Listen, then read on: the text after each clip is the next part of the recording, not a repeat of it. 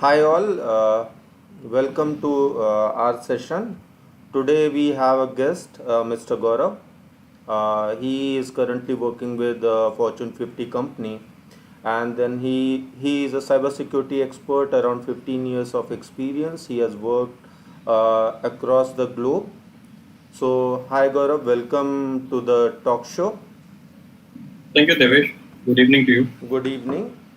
So, our agenda is today is more towards the cybersecurity and understand how cybersecurity is impacting our day-to-day life, also the corporates. So, Gaurav, how post-COVID situation has changed the cybersecurity security metrics? And what are the presumptions? What are the cares organizations are taking at this point of time? Yeah, so Devesh, you must admit that COVID-19 is one of the most significant things that have ever happened in our life. It's the most unprecedented thing. We have never seen such kind of thing. So, from a cybersecurity professional's point of view, our job was already uphill, even in the pre-COVID era.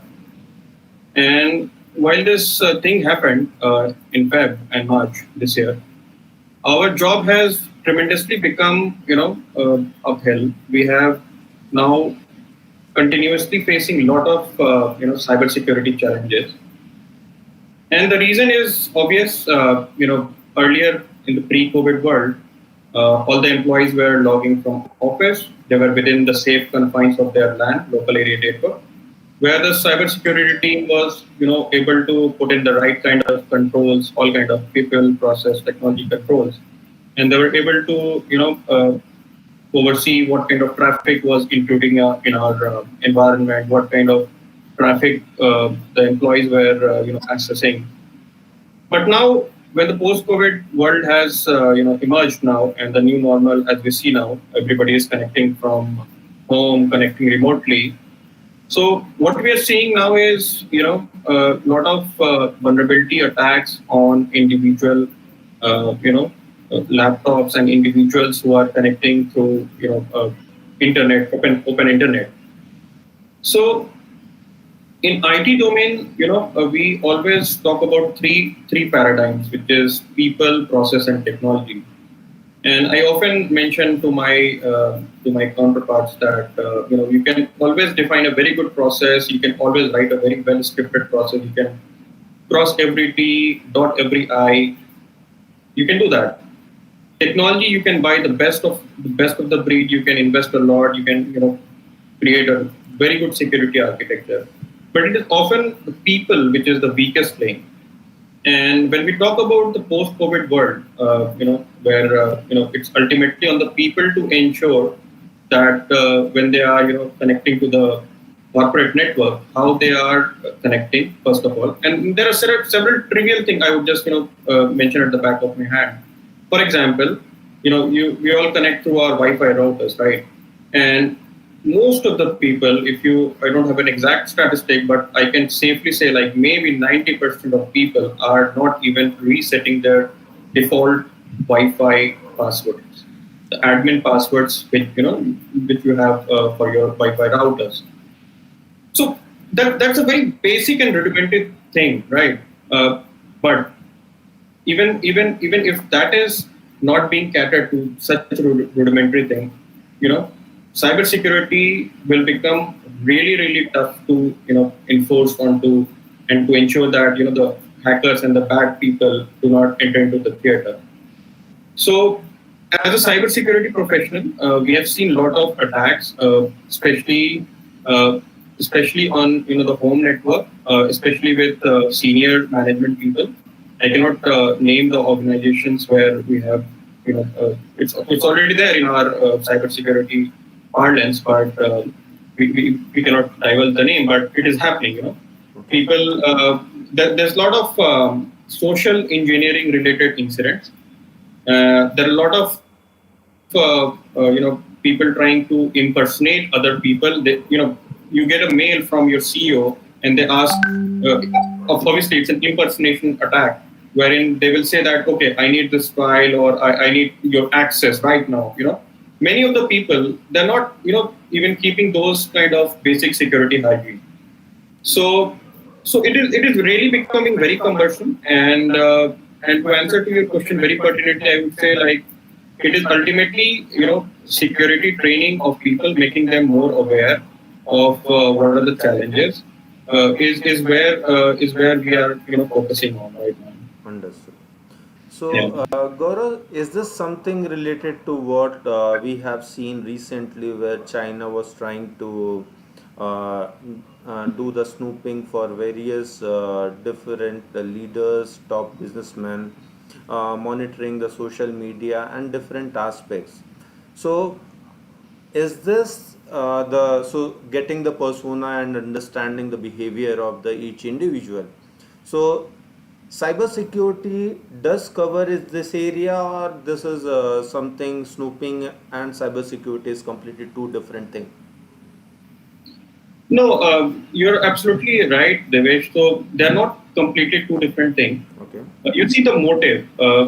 Cyber criminals, they are, they are after your financial data.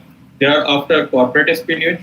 And then we have another set of actors, which are, quasi-government or state-sponsored. And you mentioned about China. There are other rogue nations as well, especially in mid Asia, Central Asia. And I can recollect I was working for a major utility company in Nordic Europe, and we used to get a lot of attacks. It was a major utility company, and the threat actors, they were deliberately targeting. It was a focused attack to sabotage that utility company, because and they must have been, getting a backing from those regional governments. And the Okay. reason is that if they sabotage a particular, an organization which has a strategic importance for a nation, they get to win. That is their motive. So China is obviously, I would again say, like, it's known that they have a well established cyber warfare mechanism, and they in fact have a very structured regiment, if I can say. So they have created one cyber security warfare regiment, which is specifically targeting their neighbors and enemies, whom they think are enemies. And there have been numerous attacks on India's prominent IT infrastructure. Some of them have, also been in news. Uh, Probably a few years. If you remember, there was an attack on our nuclear uh, uh, nuclear research center in India, and there have been numerous attacks on central government websites. And what they do is, like, they have their own agendas. Governments push for them. Not only they are, trying to do some espionage and steal our data, but also, they try to deface our websites, or post their own agendas. It's happening. Like, it's a quasi war. It's a thing which is sponsored by governments, and just like a corporate espionage, it's very well targeted. It's very well theatered. Somebody is has really planned it well. So it's going to be, I think, more than a physical war. This virtual war is actually going to be very, very dangerous for our future generations. Right. So it was already existing in existence. China was already there. Some part of Russia and hackers was already doing lots of thing. In fact, we have seen means lots of time we have seen that U.S. were blaming Russia for impacting the U.S. elections. Those were the pre-COVID word. However, means how significant changes are coming post COVID right now, and means since the people are working from home and uh, work impact is very huge. Most of the time, like all RT services organization, banking services, those organization all are on work from home mode. Uh, Personally, I believe risk has increased tremendously in compared to the pre-COVID world. And also the recent tech companies, which are now, we can see lots of apps are coming in the mobile phone. So how to tackle this kind of situation, and how to address this, how to Yes, be Devesh, aware. absolutely. It's become more than important that we understand the basic hygienes of cybersecurity. And it's not only like cybersecurity professionals are only responsible for ensuring security of your data and your privacy. It's everybody's responsible. Right. It's every individual's responsibility to understand these basic security hygienes and to ensure that they do not fall trap to the miscreants. And I think a lot of younger generation, and I think there are two distinct age groups which are very vulnerable. It's the younger generation and the older generation, because I see a lot of folks in who are like retired, and they did not use computers as a mainstream activity during their active lives. So I see a lot of them falling prey to this because they do not have enough idea, like, and their trust is also like they gain trust. I mean, the miscreants gain their trust very easily. They have not used this kind of security mechanisms. They're not aware. Like, for example, very basic thing, like they don't. I mean, still there are people who will, if you take them into confidence, they will divulge their OTP to you. Yes, it's a very Right. basic thing, but still there are people, especially our senior citizen people, they're still not able to understand how this whole thing works. Like they don't they don't understand that even by sending their OTP, somebody can just do massive damage to their banks, or their maybe their privacy. Absolutely. So yeah, so I definitely see there are two age groups: senior citizens and the younger generation. Also, a lot of teenagers, they do not understand, maybe because they're too naive, or they have not seen the world as it is. So they post their pictures, they share their maybe sometimes their private moments, or things which they should not be sharing to strangers and people who are impersonating. So it's a wider dialogue, Devesh. So not only financial transaction related stuff. It's also about your own your own personal things, which also becomes very important for you to protect, especially if you are a young person. So and then technology has become very pervasive. It has come into our life, like uh, it's like become part of our life completely. I mean, there won't be a moment where you're not surrounded by technology if you're living in a urban space. You Absolutely. always have your mobile, you always have your laptops around you, and these things can really snoop onto you.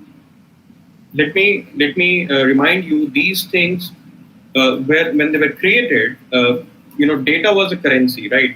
So even if ethical companies like Google, Facebook, they would say that they're ethical, they have robust privacy. I'm not saying that they don't have a privacy and data security regime or policies, but still, data is their currency. They are, why they're giving you free platform, right? Right. It's because they're collecting your data, and it is this currency which they're selling. So of course, if you're not careful, this data, if it goes into wrong hands or gets manipulated, and it's used to manipulate you, it can really be damaging to an individual. Right. So it's a Right. very wider dialogue. It's not only confined to security. I'm divulging into privacy right now. It's also about whether a lot of people now talk about, like, uh, Google knows much more than me, or even it knows my mind, right? Right. Because everything that you have typed till the first time you touched the keyboard and entered the first Google search, till now it has a record of everything that you typed. It can map your personality. It can map everything in your Android phone. It has location mapping. It knows everything what you have been typing, what you have been doing, where have been you going. So it is creating in entire personality mapping of you. It's a wider dialogue. I'm now transgressing into the the privacy Understood. domain side of it, Understood. and lot So of whether debates and discussion is already happening there. right. So, Yeah. in the recent time, do you think there lots of laws has been amended for cybersecurity? Uh, what was the most efficient or impactful decision in this space has been taken? So, if you can showcase related to new cyber laws or new this area. So, Devesh, let me remind you, and it is very ironic that while we are, very aware of data security and privacy in Right. India, we do not have a we don't even have a law which is regarding data security and privacy. We do What? have an IT Act 2000. Mm-hmm. IT Act 2000 is there, but it is not that robust. We don't have a data security and data privacy law, something like GDPR. I'm talking about a law which is very pertinent and very strong law, something like GDPR, as I said. Understood. So we don't have a law.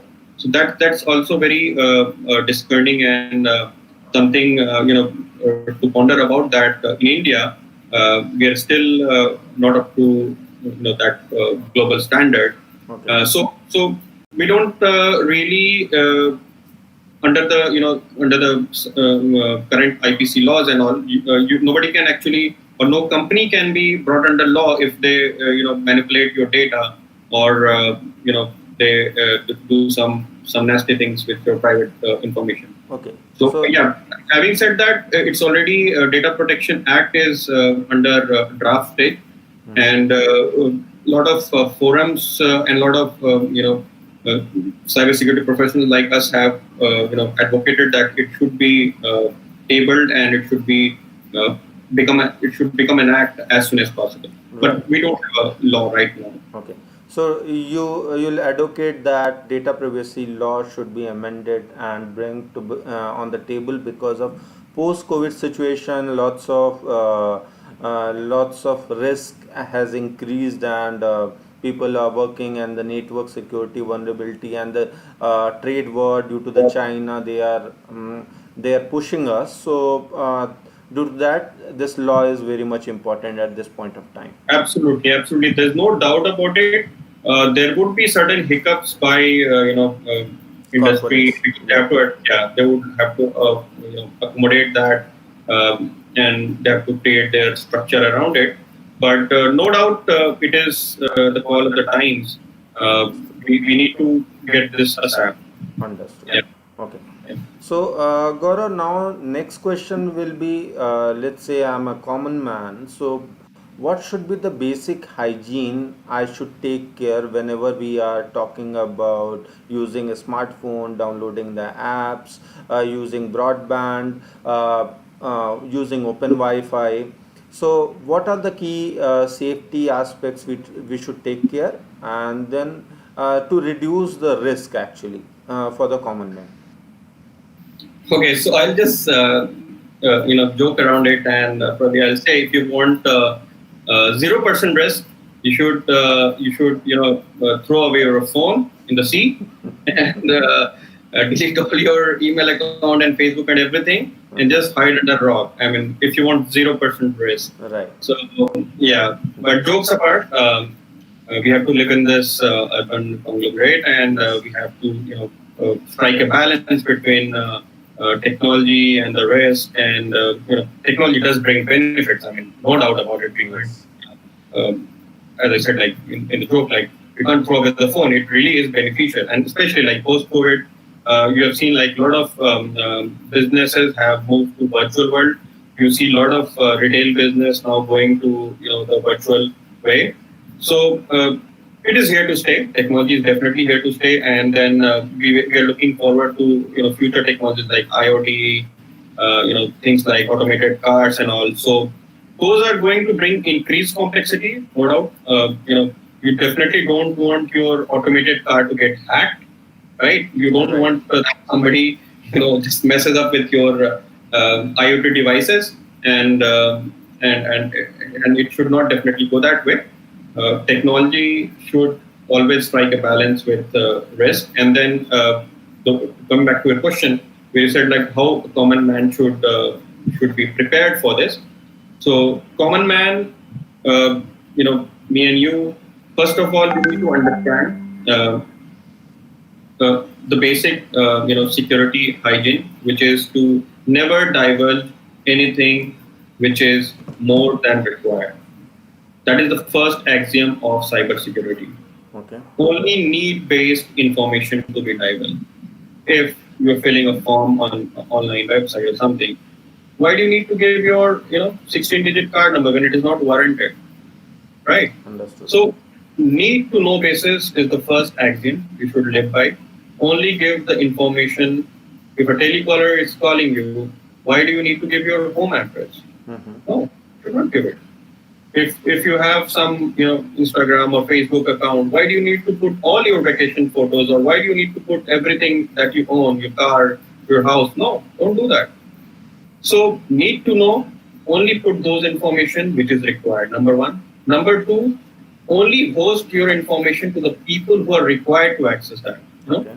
So for example, if I have a Facebook account or if I have some photos from vacation, I'm only going to show it to my friends, not to the entire world. And that's a very basic setting that you can do. Every platform, all these Facebook, Instagram, everything, they have, setting where you can just say like, okay, I want only 2 people to know about it. I want only my friends to know about it, right? So don't divulge your information to the entire world, only to the specific people. Okay. So those are the few things which just comes to my mind. And of course, financial data, just be very pertinent, like OTPs, your bank accounts. Don't ever give it to anybody. And one quick tip, maybe if I can give, and which can be value add to anybody, is like whenever you go for shopping, especially to the retiree people, if you have a card which is linked to a very high valued bank account, don't use it. Okay. What I personally do is I always keep a card which is linked to a bank account which is like a current account, or which is having very minimal balance, Understood. not a heavy bank account.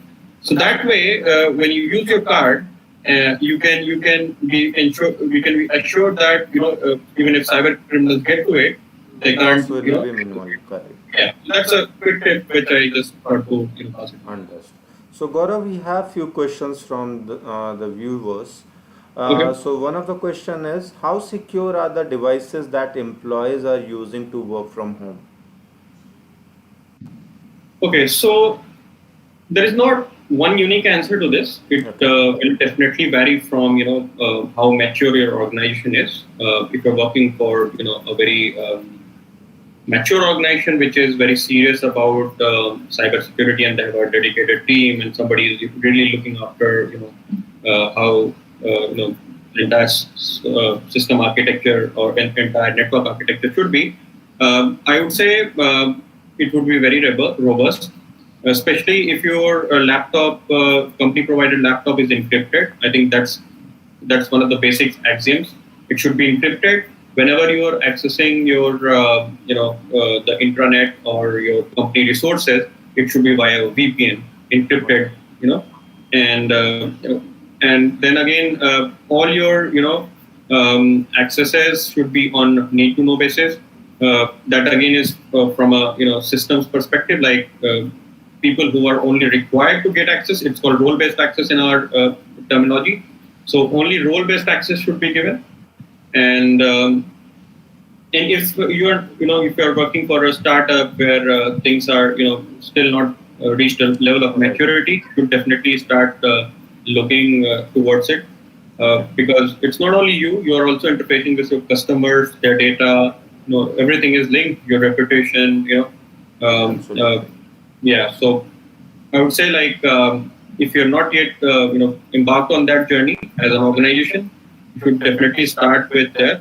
Some of the few things which I can recommend is you can go to certain websites.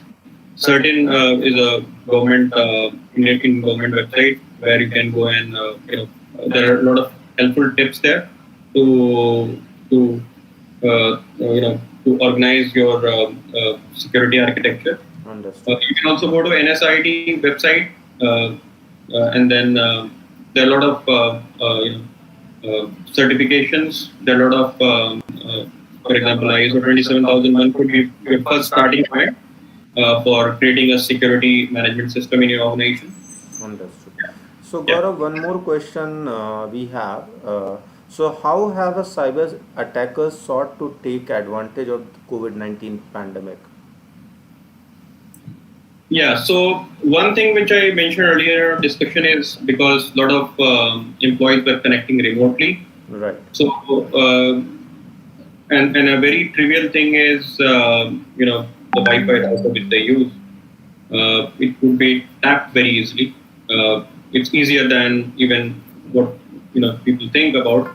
But but a seasoned for a seasoned hacker or even a person a student who is even started to learn about cybersecurity, if they get access to your routers or your the network level devices, it's very easy for them to divert that traffic to you. Okay. So yeah, and it has happened. We have seen a lot of thing happening that way, wherein uh, corporate systems were compromised because of this lacuna. And then another thing which hackers are using is social engineering. So social engineering is a very tricky thing. You may think that somebody is being very naive, or they're trying to ask a very pertinent or important question, but they would be actually taking out information from you. And this has happened. I mentioned one example wherein you get an email from your CEO, and then you think that it is a genuine email because it's impersonation, and they can always mask the email ID. It's very much possible, and then once you divulge the information, your corporate security is breached. Okay.